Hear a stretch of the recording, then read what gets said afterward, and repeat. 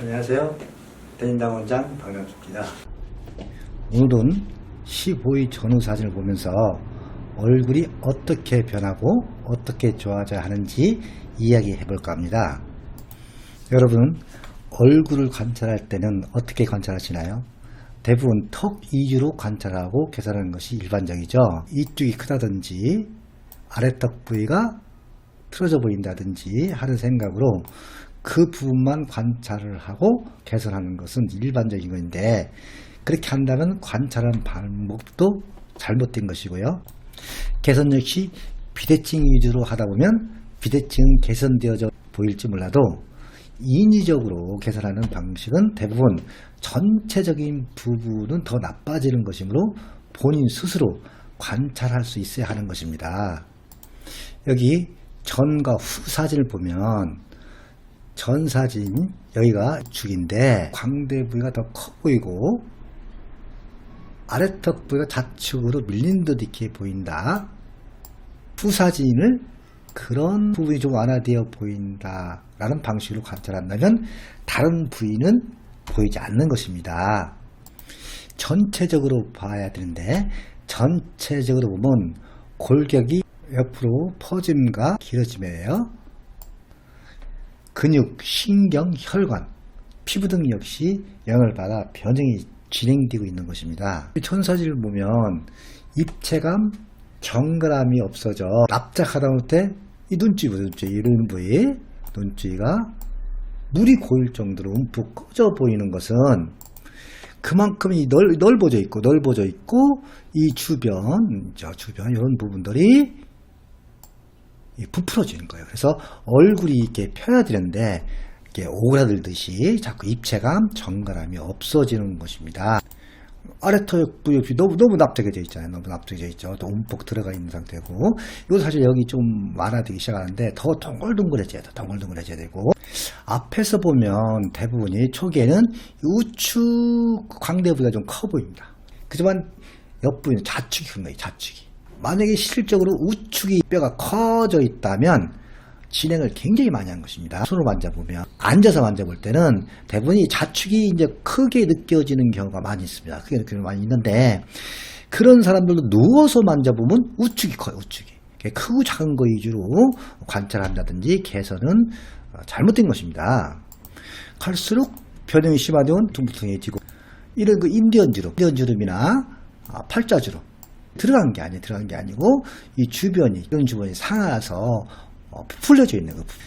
입술 역시 이렇게 오히려 그걸 스마일이 돼야 되게, 스마일, 웃는 모습이 돼야 되는데, 얼굴이 길어지면서 스마일 반대로 내려온 것도 내려온 거지만, 이런 입술, 입고 이런 부분들이 말려 들어가서 갈수록 오리 입술로 되는 거예요. 누구나 마찬가지입니다. 이렇듯 어느 한 부위가 아니라 전체적으로 얼굴이 길어지고 옆으로 이렇게 납작해지면서 또 퍼지면서 정갈함, 입체감, 균형, 비율, 윤곽 등이 없어져 인상, 인물이 사라지는 것입니다. 이건 누구나 마찬가지예요. 어느 한 비대칭이 아니라 이러한 부분들이 전체적으로 모든 부분들이 살아나야 예뻐지고 멋있어지면 인상, 인물이 살아나는 것이지, 전체적인 형태는 생각지 않고 무조건 양쪽이 똑같다고 좋은 것이라고 생각하는 것은 그것도 잘못된 것입니다. 사진인데, 후사진을 보면 어느 한 부위가 아니라 위에서 말한 모든 부분들이 조금 완화되어 있고 좋아지고 있다는 것을 알 수가 있고요. 15위로 비대칭이 좋아지고 완화되었다 하더라도 아직은 좋아질 부분이 시작도 안 한 것입니다.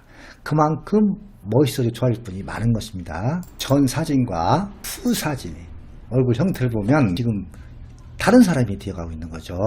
이제까지 다른 얼굴을 살고 있다는 것이고, 지금도 마찬가지입니다. 전 사진을 보면 이 후 사진에 비해 얼굴형이 완전히 길어 보이죠. 얼굴이 그만큼 길어진 거예요. 이 투상 역시 모양, 비율이 상당히 많이 변하고 있는 것입니다. 이 머리 스타일이 다른 게 아니에요. 두상 모양이 달라져서 머리 스타일 자체가 달라 보이는 것입니다. 이 눈 아래 부위는, 이 눈은 앞으로 이렇게 휘어지듯이 변형이 되어 주걱턱 등이 발생이 되는 것이고요. 이 후사진에 비해서 전 사진이 너무 많이 처져 보이잖아요. 얼굴이 처져 보이는 것은 피부가 아니라 골격이 이렇게 얼굴이 길어지면서 골격이 이래서 처져 보이는 것이고, 오히려 피부나 근육, 혈관 등은 당겨져서 상하고 있는 것입니다. 누구나 이 턱 부위, 이 아래 이 턱 부위보다 우회로 갈수록 변형은 더 심화되는 것입니다. 그런데도 이 턱 부위에는 뭐 해줄 게 없으니까 턱 부위만 각기 다른 이유를 가지고 관찰하고 계산하기 때문에 이의 부위는 안 보이는 것이죠. 역시 전사진을 보면 더욱 많이 변하고 있다는 것을 알 수가 있고요. 전사진, 이 눈주위 움푹 들어가 보이는 것은 실이 들어간 것이 아니고 눈썹 부위, 이 눈썹 부위 너무 많이 튀어나오죠. 광대 부위 이런 것이 튀어나오고 옆으로 면적이 넓어지면서 움푹 들어가 보이는 것입니다.